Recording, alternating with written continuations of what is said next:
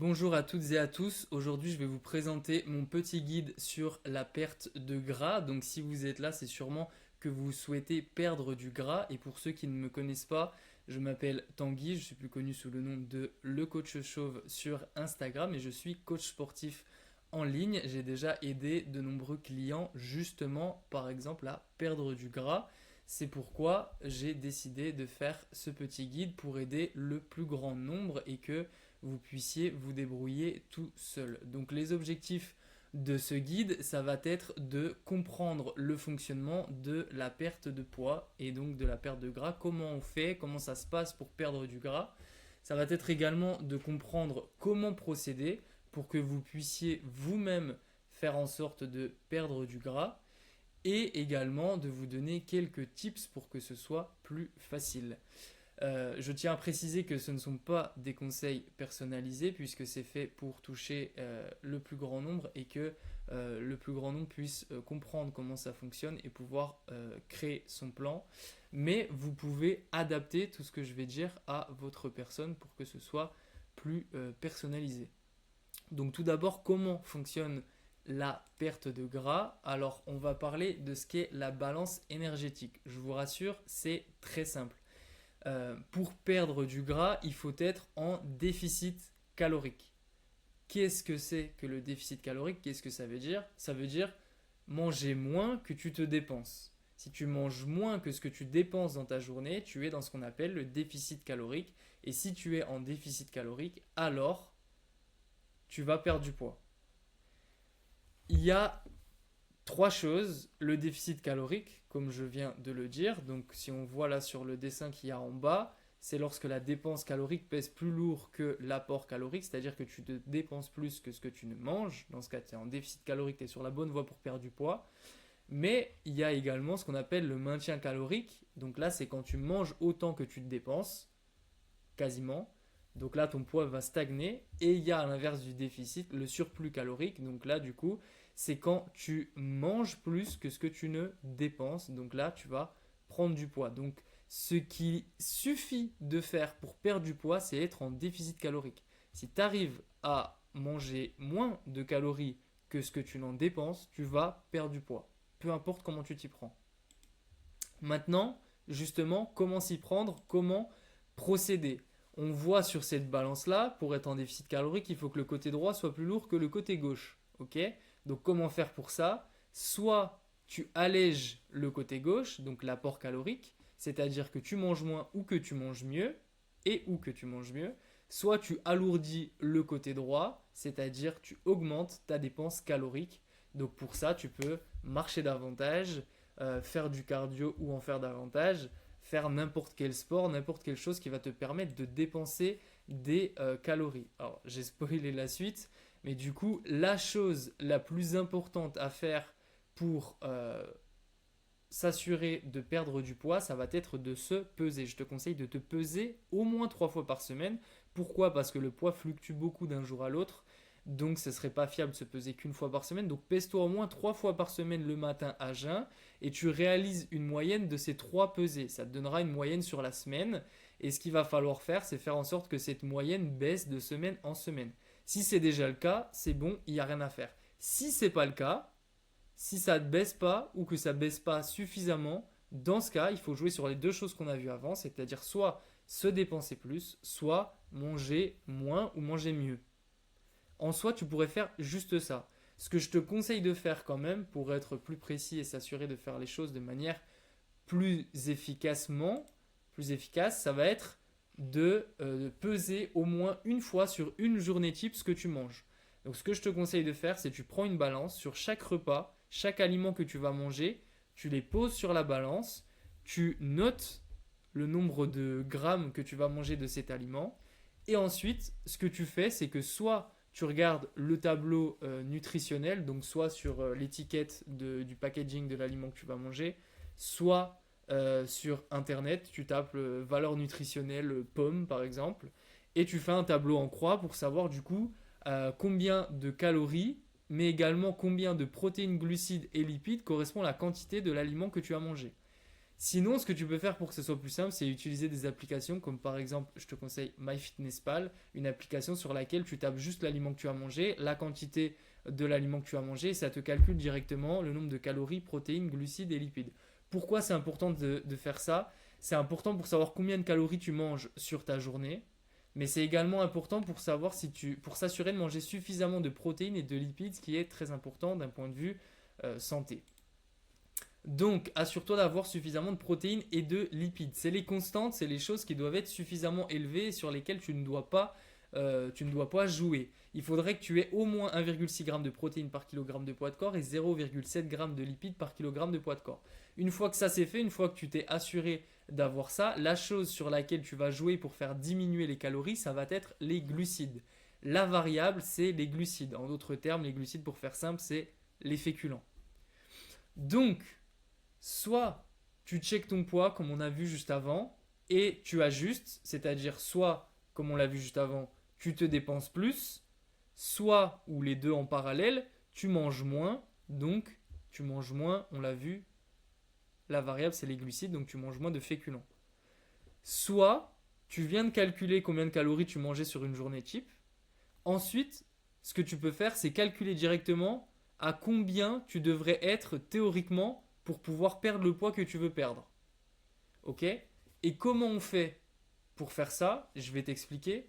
Tu peux calculer ta maintenance théorique. Donc la maintenance, on l'a vu juste avant, c'est quand ton poids ne bouge pas. C'est quand tu dépenses autant que ce que tu manges. Ok? Et comment faire pour calculer ça? Je t'ai mis des formules. Si tu es un homme, tu prends ton poids de corps, tu fais x24 et tu as ce qu'on appelle le métabolisme de base, c'est-à-dire ce que tu dépenses sans faire de sport, sans faire de dépenses. C'est ce que ton corps a besoin juste pour assurer les fonctions vitales. Si tu es une femme, tu fais PDC x22 et voilà. À ça, donc imaginons on prend le cas d'une femme, tu fais PDC x22. À ça, tu vas multiplier un coefficient qui est lié à ta dépense activité journalière. Ok, donc si tu es sédentaire, que tu ne bouges pas beaucoup dans tes journées, tu fais x1,1. Si tu te lèves de temps en temps quand tu es au travail, etc., x1,3. Si tu es plutôt actif dans ton travail, tu bouges pas mal, etc., tu peux faire x1,5. Et si tu es très actif, genre tu travailles sur des toits ou tu travailles dans le BTP, etc., tu es très actif toute la journée, tu peux faire x1,7. Et le chiffre que tu auras à la fin, c'est ta maintenance théorique. Okay, théoriquement, c'est en gros le nombre de calories qu'il faudrait que tu manges pour que ton poids ne bouge pas. Ok? Sauf que nous, ce qu'on veut, c'est pas que le poids ne bouge pas, c'est que le poids descende. Donc maintenant, comment faire une fois qu'on a ce chiffre pour trouver le chiffre qui va nous permettre de faire descendre le poids? Les recommandations de perte de poids, c'est de 0,5 à 1% du poids de corps par semaine. Okay, donc si tu pèses 80 kg, il faudrait que tu perdes entre 400 et 800 grammes par semaine. Okay, maintenant, comment faire pour perdre, par exemple, comment faire pour perdre 500 grammes par semaine? Tu prends la maintenance qu'on a calculée juste avant et tu fais moins 500 calories. Ok? Donc par exemple, si ta maintenance elle était à, je sais pas, 2000 calories, tu veux perdre 500 grammes par semaine, tu fais 2000 moins 500, ça fait 1500. Tu fais en sorte de manger 1500 calories par jour et tu perdras 500 calories par semaine. Ça, c'est théorique, bien évidemment. Les calculs qu'on a faits, ils sont pas forcément, ils prennent pas en compte tout ce qui se passe dans ta vie et comment toi tu fonctionnes. Mais théoriquement, c'est ça. Et une fois que tu as fait ça, tu sais que tu dois manger 1500 calories par semaine. Tu reprends du coup ce que tu mangeais et tu ajustes la quantité de ce que tu mangeais pour te retrouver à 1500 calories. Et là, tu fais ce qu'on a vu juste avant, tu continues de te peser 3 fois par jour, faire la moyenne et bien t'assurer que cette moyenne de semaine en semaine, elle baisse bien de 500 grammes. Si ce n'est pas le cas, si elle baisse toujours pas de 500 grammes, si elle baisse de 100, 200, 300 ou même si elle baisse pas, dans ce cas, il faut que tu joues sur les deux trucs qu'on a vus tout au début, sur lesquels on peut jouer, soit augmenter ta dépense, soit manger moins. Et on l'a vu, manger moins, la variable, c'est surtout les glucides. Donc manger moins de féculents en gros.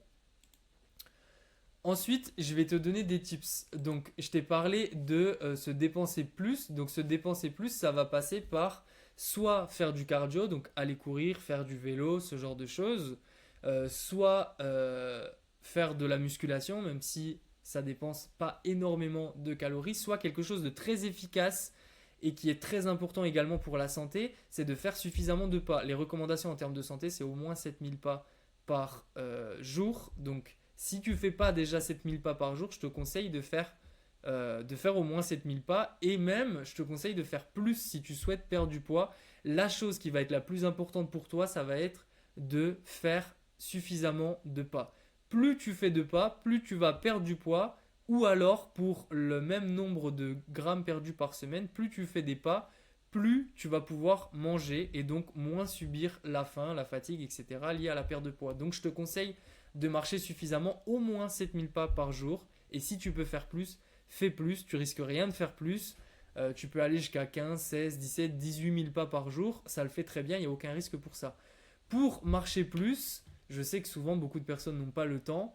Tu peux faire en sorte de marcher le plus possible quand tu le peux. Je sais que la semaine, beaucoup travaillent et ils ne peuvent pas marcher suffisamment. Dans ce cas, marche davantage le week-end.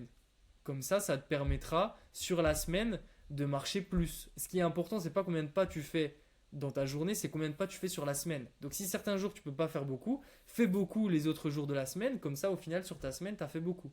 Ok. Ensuite, si tu fais de la musculation, je te conseille de marcher à la salle entre tes séries. C'est bête, mais ça te permet d'augmenter facilement ton nombre de pas plutôt que d'attendre à rien faire. Tu peux également, si tu travailles de chez toi, acheter un tapis de marche qui te permet de marcher pendant que tu travailles devant ton ordi.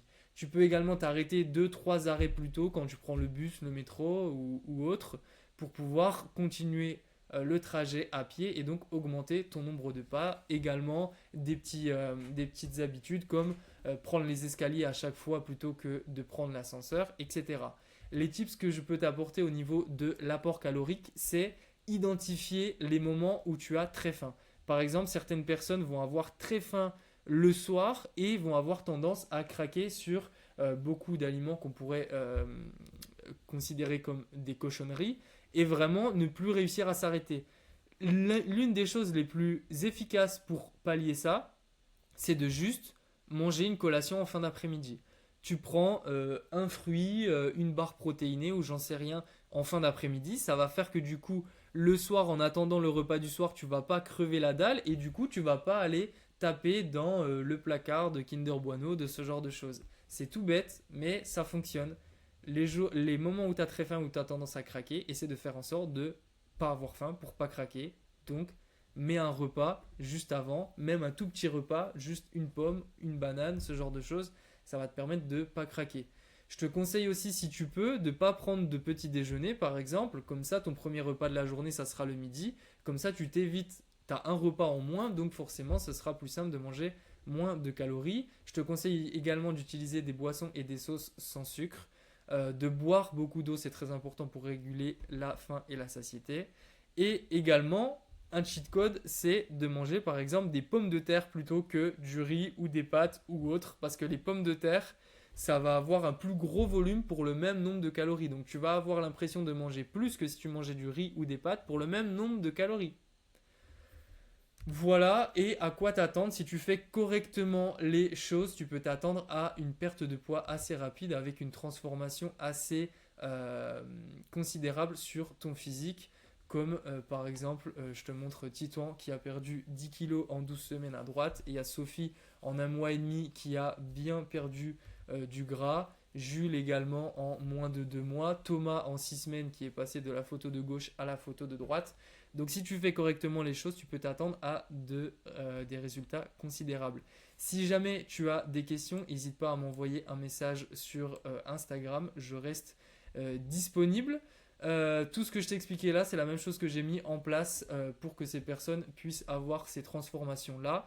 Si jamais tu veux qu'on discute de tes problématiques, on peut en parler également en appel. Je réalise des appels gratuitement pour parler de tes problématiques.